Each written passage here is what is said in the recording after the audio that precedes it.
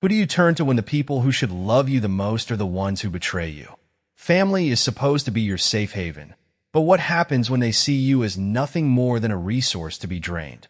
When love comes with conditions and sacrifice is expected but never repaid. This is the story of a woman who gave everything to her family until she had nothing left to give.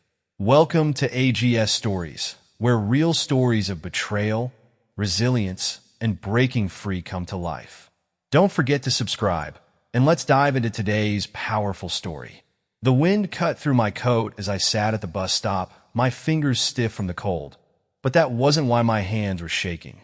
It was the raw, blistering fury simmering beneath my skin. The streetlights cast long shadows on the pavement, flickering like they were struggling to stay alive, just like the last bit of faith I had in my family. Then my phone vibrated. A notification popped up. Ethan had just posted a story. I hesitated. Every muscle in my body screamed to me not to look, to just put my phone away and pretend I never saw it. But I couldn't.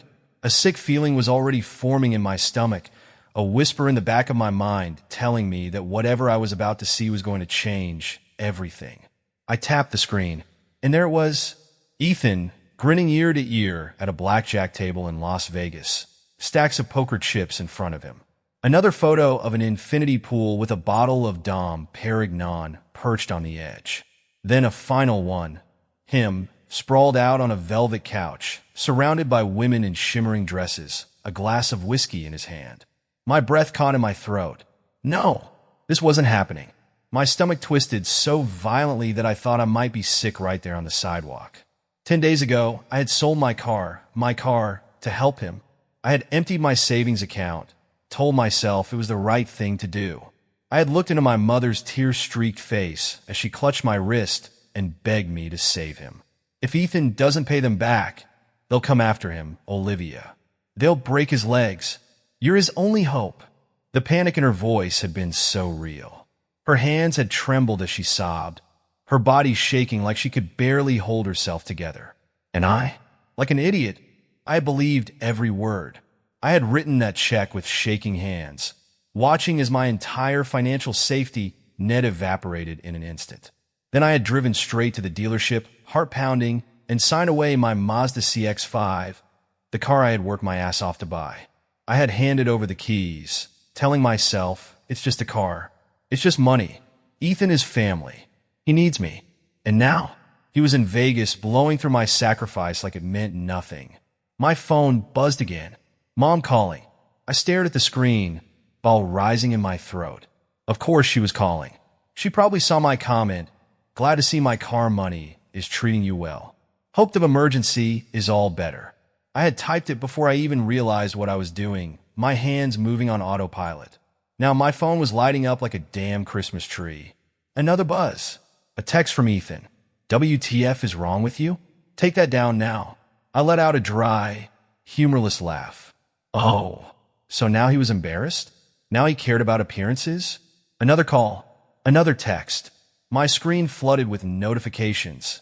Angry messages from Ethan, my mother, even a few of his friends, all demanding that I stop, that I let it go. That family comes first. Family. That word felt so empty now.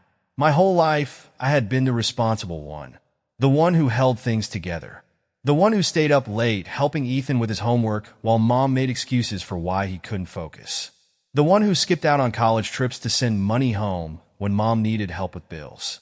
The one who worked overtime while Ethan floated through life without consequences. And now, I was the villain because I refused to let them drain me dry. I inhaled deeply, gripping my phone so hard I thought it might crack. Then, before I could second-guess myself, I hit decline. A sharp gust of wind sent a chill through my bones as the bus pulled up. I climbed aboard, sinking into a seat by the window, my fingers still wrapped around my phone. The messages kept coming. Mom's crying, Olivia. Fix this. Why are you being such a bitch? You're seriously ruining our family over this? I turned my phone face down on my lap, pressing my forehead against the cold window. The city lights blurred as we moved, neon streaks against the dark sky. Maybe I was ruining my family. Or maybe, just maybe, I was finally saving myself. The office was a blur of fluorescent lights and distant chatter, but I barely noticed. My pulse pounded in my ears as I stormed toward my desk. My fingers curled so tightly around my phone that my knuckles turned white. Mia looked up the moment I walked in, her brow furrowing as she took in my face. "Liv, what's up? You look like you saw a ghost." I hesitated, then wordlessly turned my phone screen toward her. The Instagram story was still open, the images of Ethan's luxury Vegas getaway shining in full color. Mia squinted, confused for a second. Then realization dawned. Her jaw clenched. "Oh, hell, no." She snatched the phone from my hand, scrolling through the photos. "You mean to tell me?" She pointed at the screen, voice rising. "This idiot, your brother, who supposedly needed your money to survive, is currently—" She flipped through the slides, her voice dripping with disbelief. "Sitting in a private booth at a high-roller blackjack table, drinking what looks like a $300 bottle of whiskey, posing with two blondes who look like they charge by the hour." She let out a sharp, bitter laugh. "Damn, appendicitis must be real different in Vegas." I exhaled shakily, my fingers curling against my desk. I don't know whether to laugh or cry. Mia's head snapped up. "Neither. You're gonna burn that motherf." Her voice trailed off as my phone vibrated again. "Mom calling." Mia folded her arms. "Answer it. Call her out." I swallowed hard, my pulse hammering, then hit accept. "Mom." My voice was steady, but barely. "Oh, sweetheart, thank God. I've been trying to reach you all morning." I cut her off. "Explain to me why Ethan is at a casino in Vegas after I just paid off his life-threatening debt." Silence, then a sigh. "Oh, Olivia, sweetheart, you don't understand. He was so stressed. He just needed a break. A break. A break." I pressed my fingertips against my temple, inhaling sharply. "I've been taking the bus 2 hours each way to work while he's popping champagne. You're overreacting." I let out a bitter laugh. "Am I? Family helps family, Olivia," she continued smoothly. "You've always been the responsible one." And there it was, that same guilt trip she'd been feeding me my entire life. A weight settled in my chest, heavy and suffocating. I had spent years sacrificing for them. Years being the one who held everything together. Years being the only one who cared. And this was my reward? I pulled the phone away from my ear, my heart hammering, then hung up. Mia was watching me carefully, arms crossed. "You okay?" I exhaled slowly, then nodded. "Yeah, a beat." Then I grabbed my phone, opened Instagram, and tapped Ethan's latest post. My fingers flew over the keyboard. "Glad to see my car money is treating you well. Hope the emergency is all better." Mia leaned over my shoulder, reading as I typed. Then she grinned. "Damn, Petty looks good on you." I hit send, and then, all hell broke loose. My phone exploded with notifications. "Ethan, WTF is wrong with you? Take that down." "Mom, Olivia, delete that right now. This is private family business."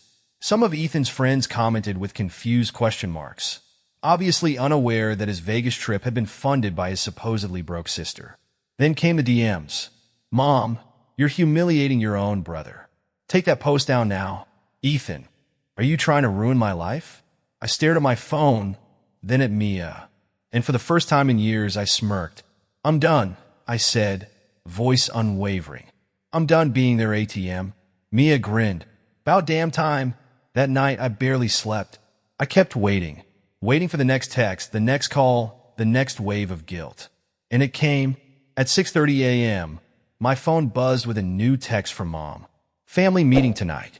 Non-negotiable." I deleted the message. I had nothing left to say. But apparently, they weren't done with me yet.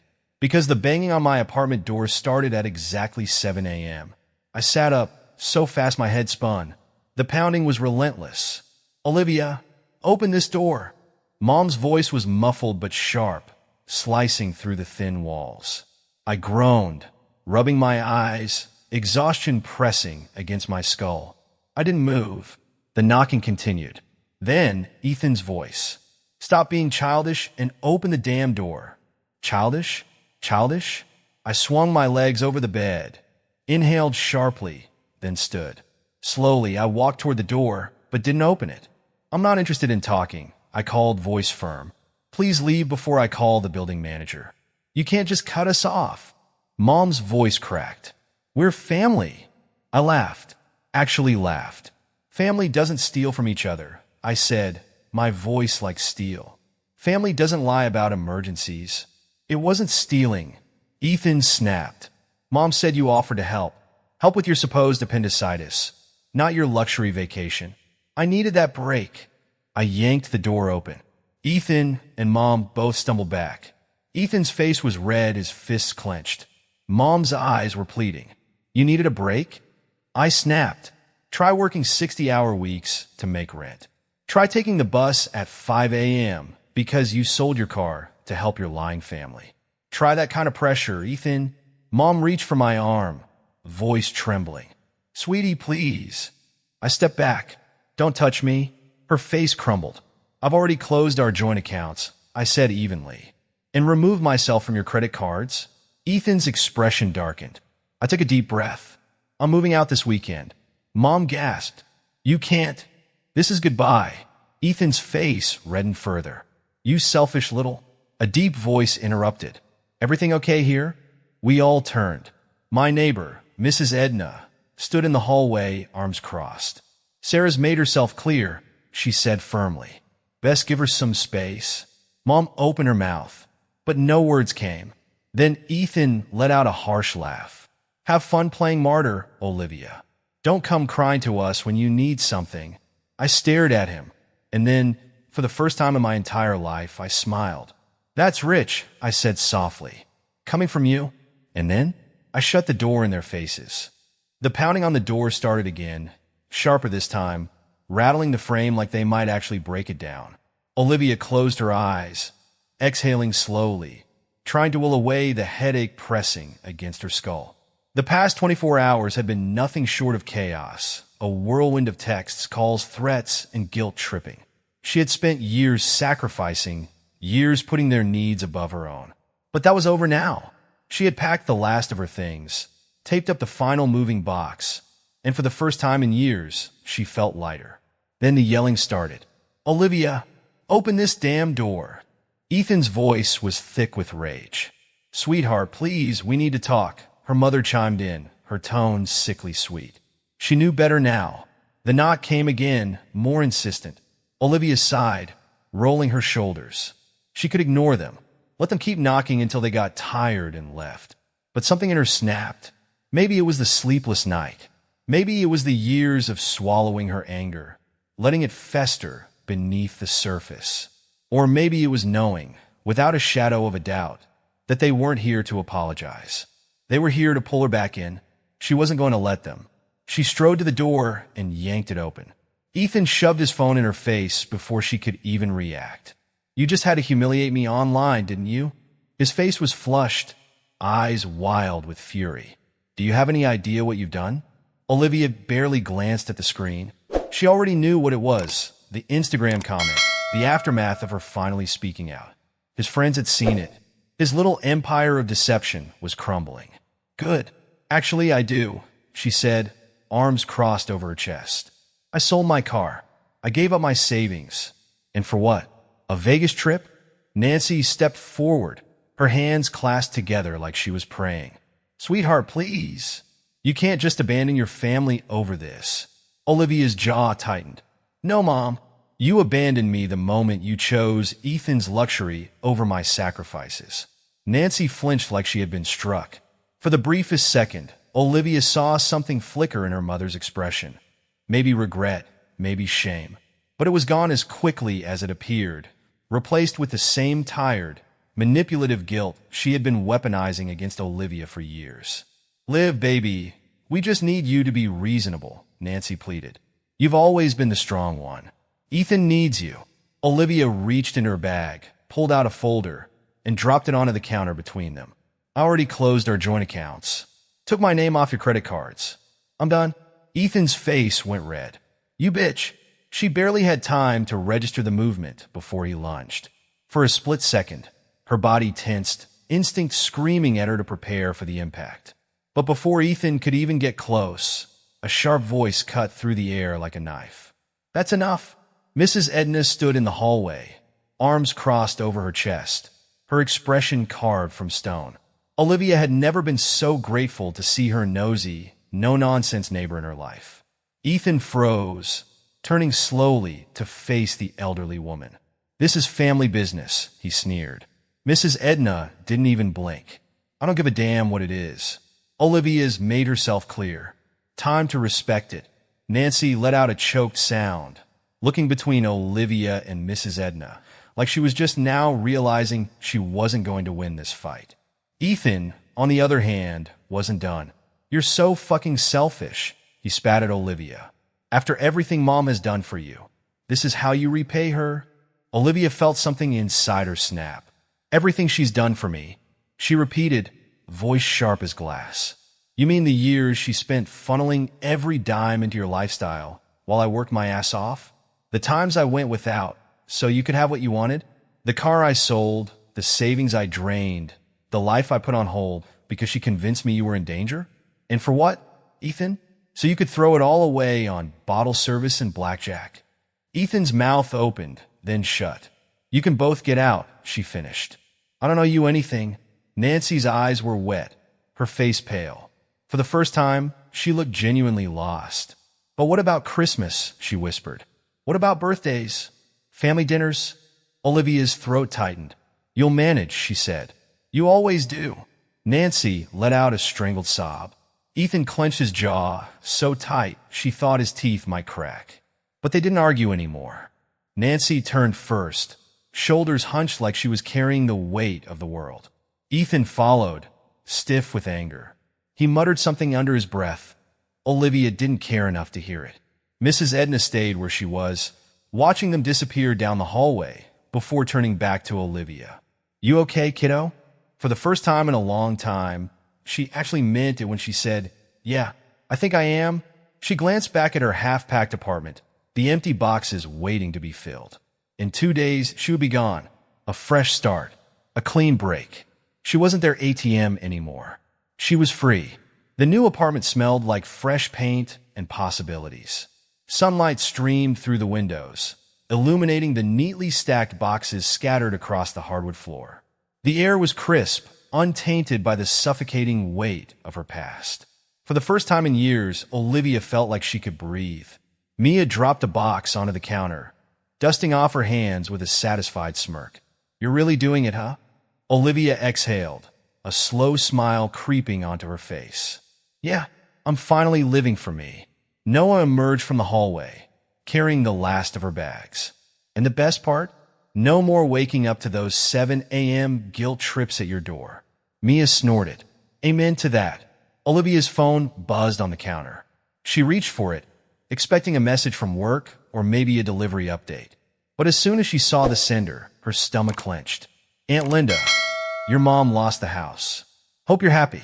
She stared at the words, fingers tightening around the phone. A week ago, this would have crushed her. The guilt would have eaten her alive. But now, all she felt was relief. Mia, peeking over her shoulder, scoffed. Oh, give me a break. Like that's your fault. Noah folded his arms, frowning. Didn't she, remortgage it to cover Ethan's debts? Olivia nodded slowly. Yeah, she did, and she had warned her, begged her to stop enabling him. But Nancy hadn't listened, because in her mother's world, Ethan was always the priority. Olivia was just the safety net. Mia snatched the phone from her hand and typed something before Olivia could react. I hope she finally learned something from this. She hit send with a triumphant nod and tossed the phone back. There, no guilt, no apologies. Before Olivia could respond, another notification popped up. This time, a news alert. Local man arrested for fraud. Ethan Sutton caught in Vegas scandal. A stunned silence filled the apartment. Mia was the first to recover. She let out a delighted laugh, grabbing Olivia's phone to read the article aloud. Oh, this is golden. Ethan Sutton, 32, was taken into custody late last night after attempting to use fraudulent checks at a Las Vegas casino. Authorities report that Sutton, who had previously been accused of unpaid gambling debts, was caught on surveillance attempting to pass a bad check to cover his losses. She whistled. Damn, your brother doesn't miss an opportunity to screw up, does he? Noah smirked. Karma's a beautiful thing. Olivia should have felt something. Sadness, anger, maybe even a sliver of pity. But all she felt was free. Ethan had spent his whole life running from consequences, expecting everyone else to clean up his mess. Not anymore. Mia nudged her. So, how long before your mom calls, demanding you bail him out? Olivia let out a breathy laugh. She's already tried. She scrolled through her blocked messages. About 15 missed calls ago. Noah shook his head. And let me guess, none of them were I'm sorry. Not a single one. Olivia set her phone down, a sense of finality settling in her bones. And I'm done caring. Mia grinned. Finally, she flopped onto Olivia's couch, stretching her arms. So, what's next? World domination? Moving to a different state? A dramatic haircut? Noah leaned against the counter. Or, car shopping this weekend? Olivia blinked at him. He shrugged. You need a new ride. And I happen to know a guy. A slow smile spread across her face. Yeah, I think it's time. It had been time for a while now. Time to stop sacrificing. Time to start living. She wasn't Ethan's safety net anymore. She wasn't her mother's crutch. She wasn't the responsible one who fixed everything while everyone else burned it to the ground. She was just Olivia. And for the first time in her life, that was more than enough. Walking away from a toxic family isn't easy. It goes against everything we're taught. Family is supposed to be forever, right? But sometimes the people we're tied to by blood are the very ones who hold us back, drain us, and make us believe that love is conditional, that our worth is measured by how much we can give them. For years, I believed that sacrificing for my family was the right thing to do. That if I just tried harder, gave more, or stayed a little longer, they would finally see my worth. But all I ever was to them was a safety net, an ATM, a convenience. And when I finally stopped playing that role, they call me selfish. But here's what I've learned. Choosing yourself isn't selfish. Saying no to being used isn't cruel. And letting go of people who only take and never give, that's not abandoning family. That's saving yourself. If you've ever been the responsible one, the one everyone relied on until you had nothing left, I want to hear from you. Have you ever had to walk away from family for your own peace? Have you ever been made to feel guilty for choosing yourself? Tell me your story in the comments. Let's create a space where people like us, who've been manipulated, guilt-tripped, and taken advantage of, can finally speak our truth. And if you found this story powerful, if it resonated with you in any way, make sure to subscribe to AGS Stories. There are so many stories just like mine, stories of people breaking free, taking back their power, and finally living for themselves. Turn on notifications so you never miss a new video. And if you know someone who needs to hear this, someone who's stuck in a cycle of guilt and obligation, share this with them. Because sometimes the hardest part isn't walking away. It's realizing that you were never truly home to begin with.